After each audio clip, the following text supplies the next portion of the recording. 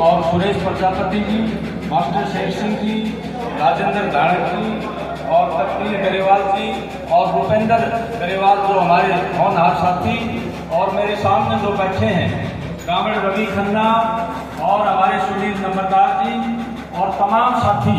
भाई कोई महसूस ना करना, हमारे सीपीएम के साथी, सीपीआई के साथी, मातृशक्ति और तमाम 36 बिरादरी के जो यहाँ आए हुए हैं। हमारे असली जो ताकत है ये 36 बिरादरी की ताकत है।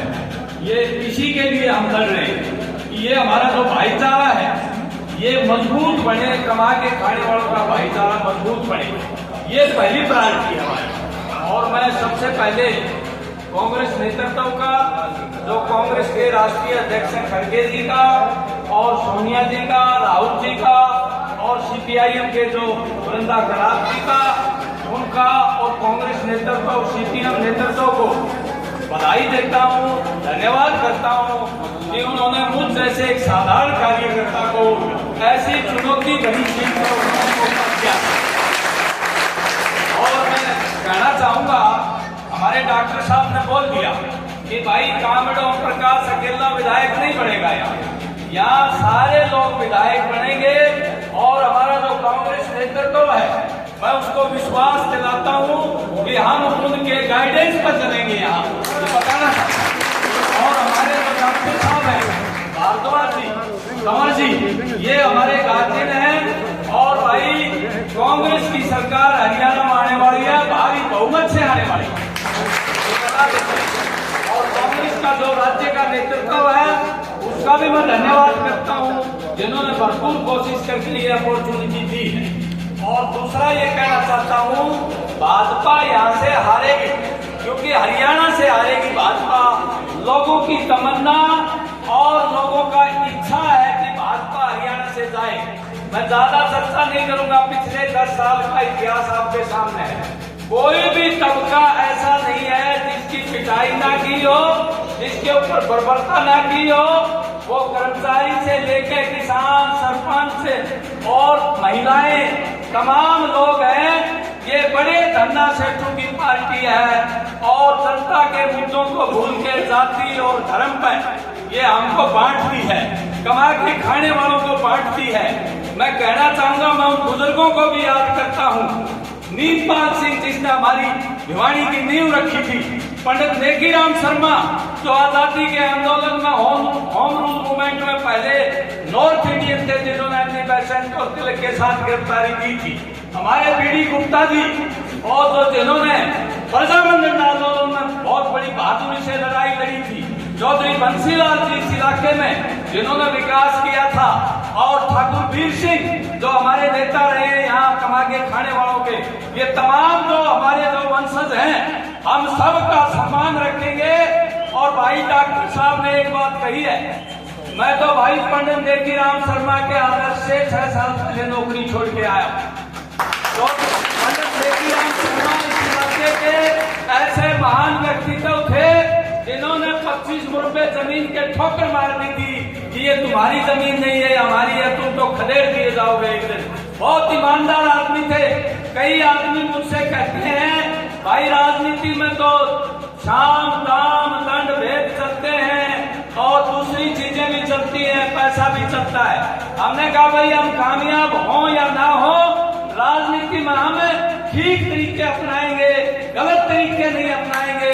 क्योंकि गलत तरीके अपना के आदमी जो है पैसे ज्यादा खर्च करके अनाप शनाप के विधायक और एमपी बन जाता है तो वो भ्रष्टाचार करेगा।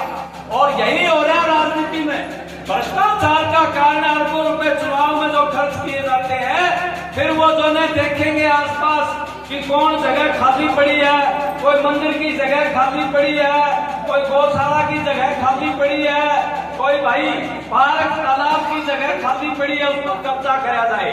हम भिवानी में अगर आप लोग मौका देते हैं, हम सब लोग जो कांग्रेस जन है, हमारे भाई बड़े भाई है डॉक्टर भारद्वाज हमारे गार्जियन है, गुंडागर्दी कब्जा अवैध नहीं करने देंगे भिवानी में, बताना। और जो व्यापारी लोग हैं हमारे सबसे सम्मानित है, क्योंकि वो कमा के खाते हैं, जीवन पालते हैं। सबसे ज्यादा उनको जरूरत सुरक्षा चाहिए शहर में। चोरी डकैती गुंडा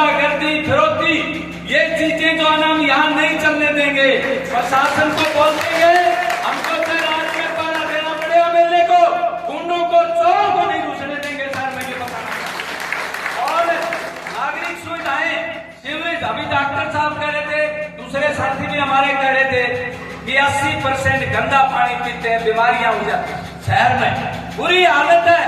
आए दिन जगह जगह हमारी बहन बेटियां और हमारे साथी गंदा पानी की बोतल लिए प्रशासन को दिखाते हैं, बीमारियां हो जाती हैं हमारे सिविल हॉस्पिटल।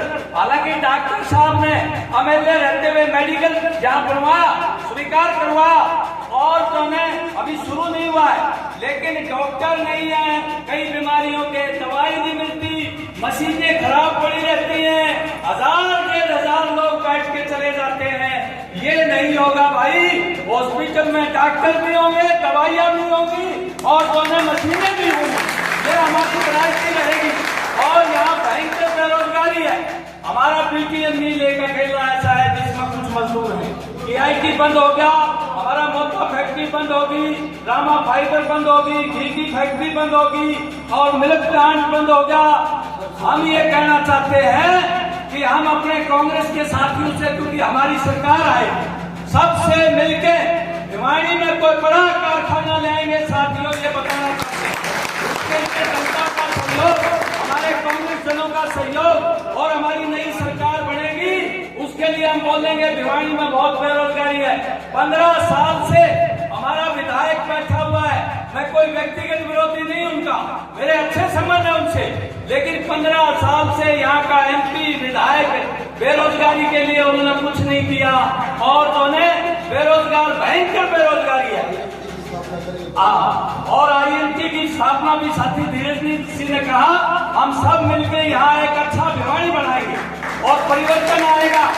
और भाई एक बात और मैं कह देता हूँ, बहुत सी बातें चल रही है, मेरा भाई यो तो साइकिल पर चलता था, पहले स्कूटी ले ली, यो कैसे मुकाबला करेगा एक धुरंधर का जो 15 साल से बैठा है। भाई अभी ये चुनाव उठेगा, लोगों को बताएंगे, ये जनता मुकाबला करेगी, कांग्रेस अकेला नहीं करेगा।